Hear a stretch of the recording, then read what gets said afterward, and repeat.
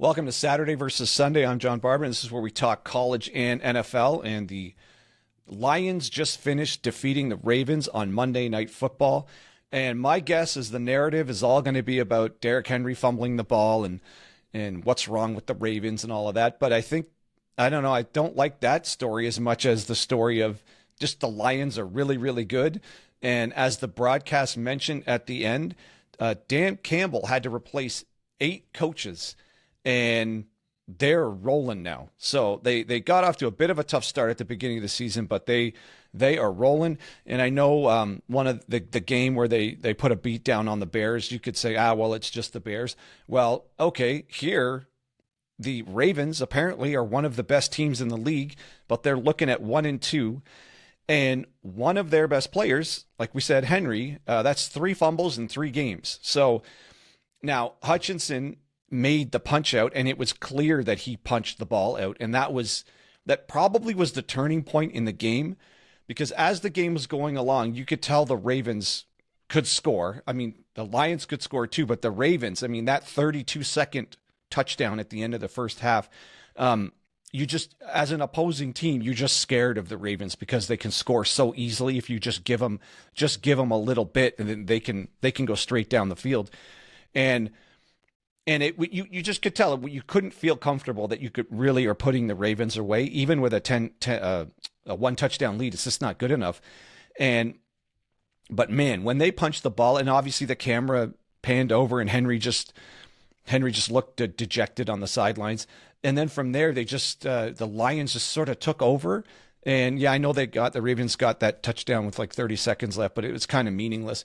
And they just the Lions just overwhelmed them, and it was just, I mean, okay, so let's get into the box score here. We got the Lions controlled the game. They're 33 minutes time of possession to 33-20 to 26-40. So they dominated time of possession.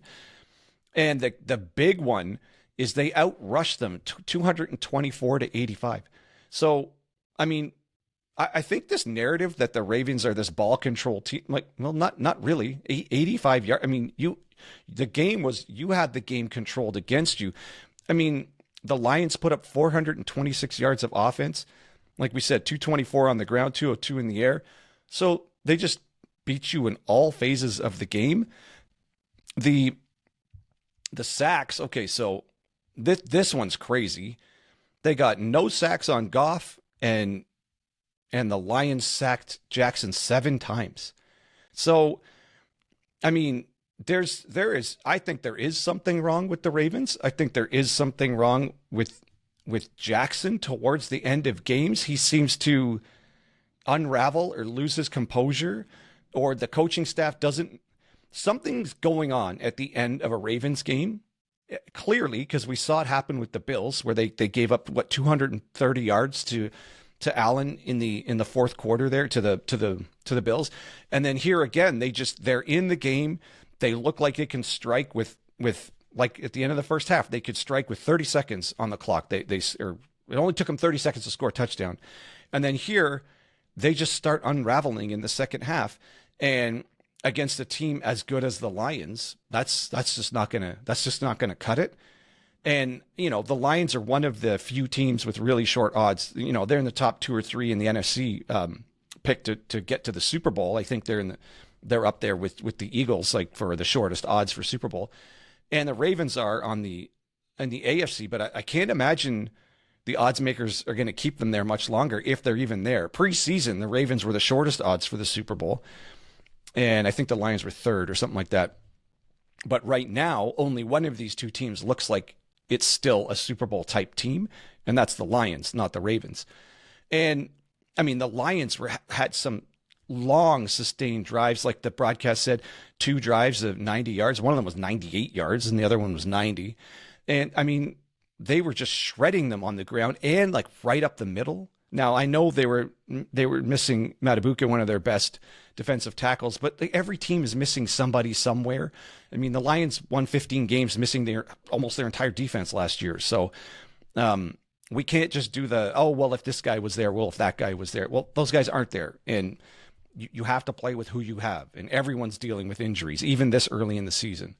So that's not an excuse. I'm sure the game might have looked different, but you can always say, oh, if we had this guy, oh, if another guy was on the team. So you got to play with who was there, and that still doesn't excuse the fact of how the offense seems to come unraveled with the Ravens. So it seems as though, I mean, Lamar's stat line looks good, but the box score, this is one of those games where the box score doesn't necessarily tell you the story of the game. So Jackson was 21 for 27, 288 yards, 3 TDs, but he couldn't get it done when it mattered most, and that was at the end of the game. Now, Derrick Henry was held to just 50 yards, so they completely just shut him down. And I think 39 of those yards were on that opening drive. 36 or 39 of those yards were on that opening drive touchdown. So that means after the opening drive, Henry had 15 yards for the entire rest of the game. 12 carries, 15 yards. So they just shut these guys down. I mean, the Baltimore rushing box score is Derrick Henry with 12 carries, Lamar Jackson with 7 carries. That's it. Nope, nobody else with a carry in this whole game. That's unbelievable. Jackson only went for 35 yards. And like I said, after the opening drive, Henry 15 yards. So the Lions, my God, their Lions rush defense is legit. It's nice to see Hutchinson back, that's for sure. And I mean, the Detroit offense, we go 202 in the air for a TD and no picks. Montgomery goes off 12 for 151 and 2 touchdowns.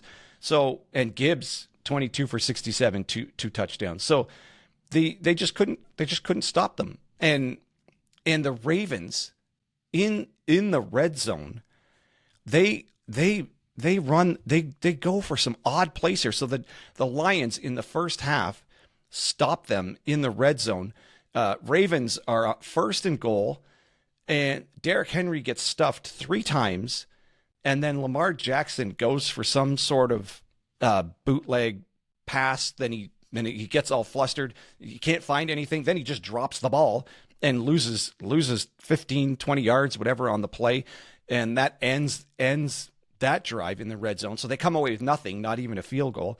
And that's part of the key thing here is when they're in position to strike, it just sort of comes apart on them. And then I don't know what Harbaugh's thinking, but they call a halfback option pass to Derrick Henry on another goal-to-go situation. I don't know what they think they're doing. Maybe they're just realizing the run game's not working, so the best they can do is use Henry as a decoy instead, and hope that they're going to bite on him running and someone will be wide open. And then he double clutches and throws to a guy who's completely covered, which should have been an interception. Not to mention earlier on that drive, Jackson threw a lollipop, which Branch completely missed. I think he missed that interception because it was so easy. He might have been startled for how easy it was. I mean, it was just floating right into his hands. So this was by no means Jackson's best game, and the Lions defense could have come up with at least with another turnover here. Like this game, the Lions just completely overwhelmed them. Even though the Ravens put up 30 points, or that last touchdown was not really a significant touchdown. It was sort of meaningless when it happened. And throughout the game, they are trading touchdowns. And the Lions are chewing up clock, and then the Ravens are doing it a lot quicker, and kind of obviously just with the passing game here. So what do we have here? So what can we really say about these two teams after this game? We'll start with the Ravens because I want to finish on the Lions here. The Ravens, there's just something wrong with this team. It's kind of clear now. Anyone watching, if Henry's fumbled the ball 3 times in 3 games, 2 of them you could say cost the game. You could almost 100% say the first one cost the Bills game. And if you can't say this one directly cost them this game, it at minimum killed all the momentum, killed the life, killed the confidence of the Ravens in this game. Also, the unraveling of Jackson at the end of the game, maybe that's just part and parcel of the Lions just know all you can do is pass, so we're just going after you now. And he's trying to find somebody open, but there just isn't. So he's just taking sack after sack. And also, this is the most I've ever seen people catch him from behind. So I don't want to say he's lost a step or anything, but the Lions clearly had some sort of plan in place, or they knew what they were doing when they were rushing him, because it was rare for him to escape the way he normally can escape. So they had the right defense for them. And so this does not look good for the Ravens for the expectations that are on this team. And maybe that's part of this. Maybe we all just think the Ravens should be better than they are. And right now they're just not. Like when the game starts, it seems like, oh my God, these are the two best teams in the league. And when it ends, you're like, oh, here go the Ravens again. They can't close the game out. They just, when it matters towards the end of the game, someone on the Ravens, and oddly, their best players are going to make a mistake that might ruin the game. So something wrong with the Ravens. So, okay, so what can we say about the Lions? All right, so the Lions started this season. Let's have a look here at the schedule. So they started this season with that I don't know if you want to say a troubling loss to Green Bay, but it wasn't. I think we all thought, again, here we go with the expectations. I think we all thought Detroit was going to be between Detroit and Green Bay for this division. That's for sure. No one expected Chicago to compete for the division. And with J.J. McCarthy, you're not really expecting the Vikings to. You don't expect a rookie to step in and be competitive with a team like Green Bay or a team like Detroit. And, Green Bay had all the hype with Micah Parsons, and it looked, the defense looked good, and they, I don't know, maybe they just caught Detroit off guard, or maybe they just got the better of them in that game. It's the Green Bay was just on top of them in that game. Then we're back to what the Lions look like, just blasting Chicago 52-21. Like, this is what a lot of Detroit's games last year looked like. You could also just chalk that one up to Chicago being bad, but these are like college scores. Like, this is Detroit's one of the only teams, maybe the only team in the NFL doing this to people, where they just blast teams like this. And so back to what was familiar from last year's Detroit team, and and all of the grumblings, or maybe Detroit just doesn't have it without Ben Johnson. Speaking from what happened in the Green Bay game, only putting up 13 points, and maybe they just can't survive the loss of all of these coaches. Maybe they're just not going to look the same. Well, in the second week against Chicago, this looks exactly like the Lions from last year, but Chicago's not that strong of a team. So Goff putting up 330 yards, just 52 points. Okay, so many teams probably can do that to Chicago. We're probably thinking at that point. So here comes the real test. The odds-on favorite at the time to go to the Super Bowl and represent the AFC, Baltimore, and now the Lions. What are you going to do against Baltimore? And they just pile on the yards against Baltimore. They go on 90-yard drives, 98-yard drives, 225 yards on the ground. I mean, they are the better team. They're just the better team here. They were better kind of in all phases of the game. They had them everywhere you looked. They had them. Now, it didn't blow them away the way they did to Chicago, but by the time the game ends, they've got 6 or 7 sacks on them. They didn't give up a sack. They're forcing turnovers. They're not turning the ball over. Like, they could have had more turnovers. So they're just the better team. And it's now looking like they're rounding into form a little bit, like recovering from the Green Bay loss, if you want to even call it recovering. But anybody who thought, they might not be the same without Ben Johnson and all of the coaches they lost. And I know they lost their defensive coordinator too. But no, I think they're all there, and the offense looks just as creative. They had all kinds of different plays. The option, the triple option run for the touchdown was awesome. They ran whatever it is, that throwback play for maybe a 15-yard gain. So it was way better than the trick play the Ravens tried to run. So, I mean, the fun offense is still there, even though it's a different offensive coordinator. Some of that stuff is still there. The rookies on the offensive line are really rounding into form. That was one of the bigger concerns I had during the Green Bay game. I thought, oh man, maybe these young guys on the offensive line, like on the interior of the Detroit line, is going to take a little while to round into form here. And man, if this is them maturing into form, it only took them a couple of games. And I mean, they were mauling them. They were just creating a lot of lanes. They obviously have the best 1-2 running back combo in the league. But I mean, those guys are only going to go as far as that line can take them.